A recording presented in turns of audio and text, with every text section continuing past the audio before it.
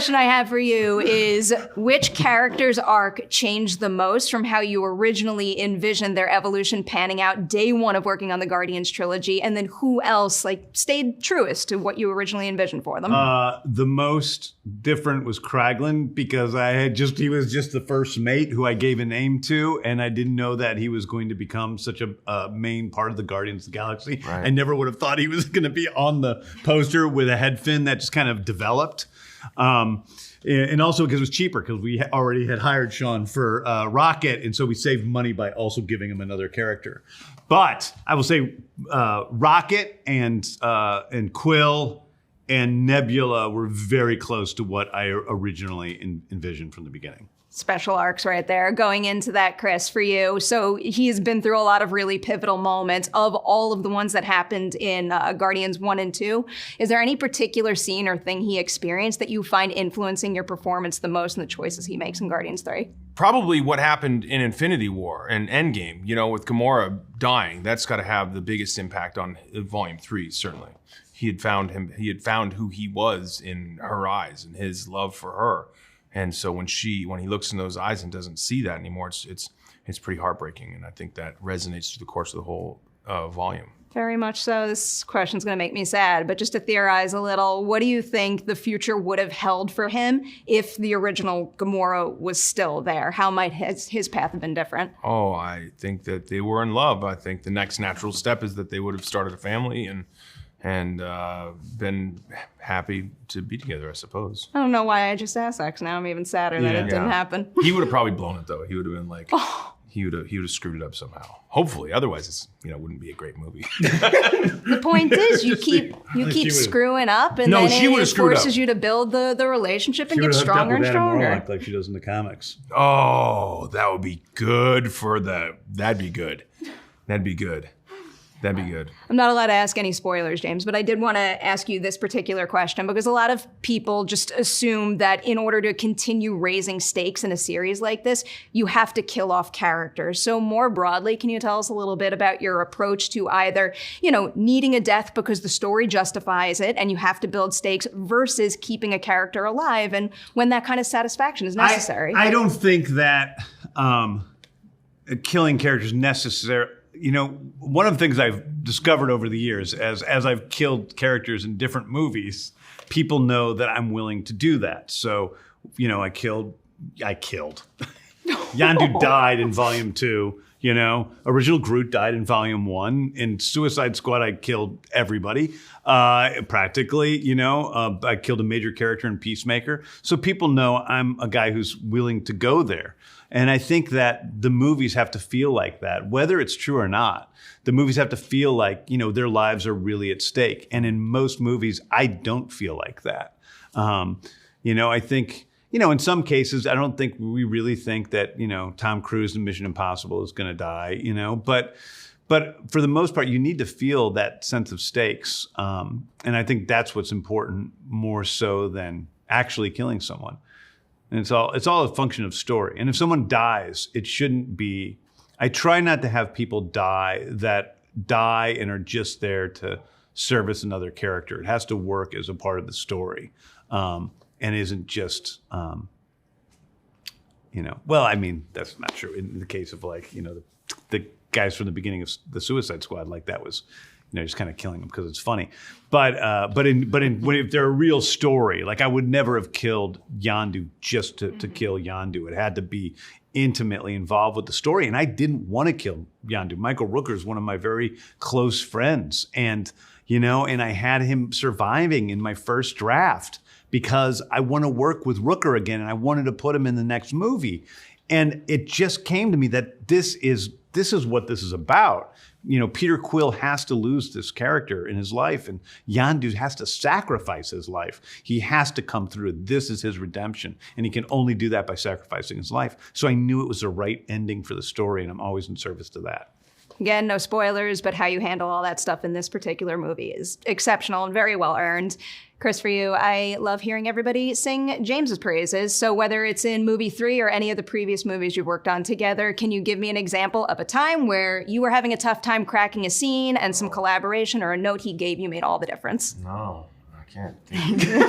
Single instances. I'll make something up. Everything.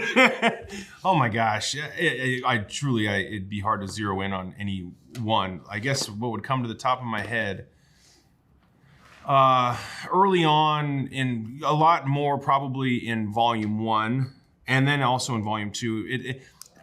We developed a shorthand over the course of working together all these years. In Volume 1, I remember there was a note. I tell people this and they think it makes you sound like a real dick, but it's actually an amazing thing. So I'm going to tell it because I loved an opportunity to make you look like a dick. There was a scene where my character is saying, "Blue Sweet, hooked on a feeling, that song belongs to me." And it was important for it to be, in hindsight now looking at it, I know what James was trying to get out of me. And he got it out of me, I think, which was like this It's great. You're great. really strong, energetic, loud, emotional plea to not lose this song. I was having a hard time getting there as an actor, and I couldn't justify why I would say it in a way that was like the way he wanted it. It was hard for me to see the forest through the trees. He had an eye on the forest. I'm just looking at the tree, and I'm like, this doesn't feel like the right tree. And so I said, but I kept saying, you know what I feel, but here's what I feel this. And he goes, it doesn't matter what you feel.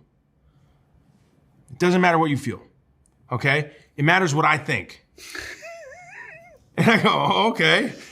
And he, in that moment, it obviously does matter what an actor feels, but the North Star is his vision. And his vision for that was just something that I couldn't see at the time. And then in seeing the movie, I was like, oh, that's what he was looking to do.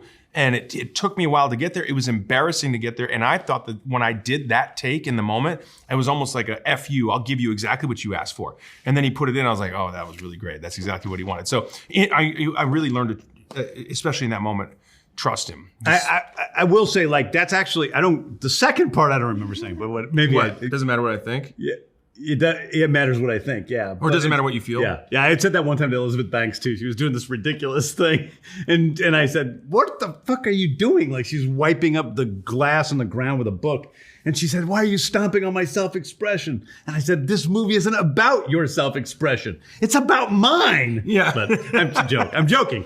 But the thing is about it. But it's really important to me. Like, I say this all the time. That I tell actors it doesn't matter what you feel, and it doesn't. That doesn't mean it doesn't matter what you feel as a human being. I don't want to hurt his feelings as a human being or have him feel bad as a human being. But actors often get caught up in the scene. I'm supposed to be sad. I have to feel sad. But you don't have to feel sad. You just have to appear on screen in the way you're supposed to be. And actors get so hung up on what they're supposed to feel, and you don't have any real control over your feelings.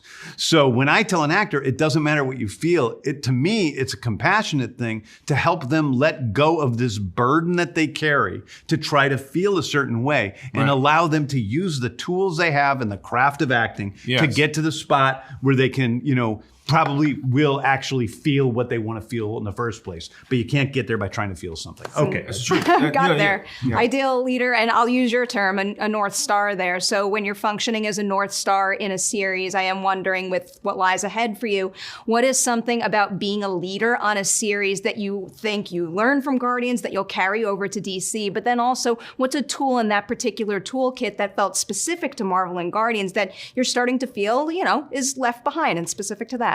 Well, honestly, I'll really miss my friendship. I'm not my friendship because I'm still friends, but I'll miss my relationship with Kevin and Lou because I really like those guys and they are incredibly helpful. And Kevin's not as, he lets us kind of do our own thing more so than on like the first movie where he was around a little more. But like he made one really big change. He made one suggestion for Volume 3 that was really helpful.